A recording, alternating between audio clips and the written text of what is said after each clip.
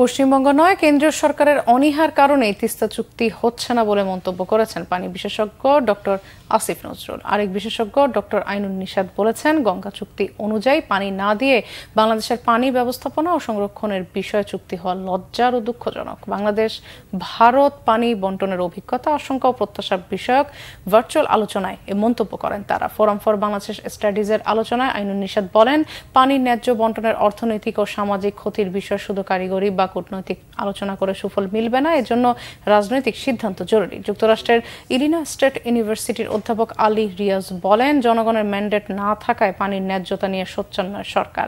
জাতীয় নিরাপত্তার প্রশ্নে পানির ন্যায্য হিস্যার জন্য চীন, ভুটান ও নেপালের মতো তৃতীয় পক্ষকে অন্তর্ভুক্তির তাগিদ দেন তিনি।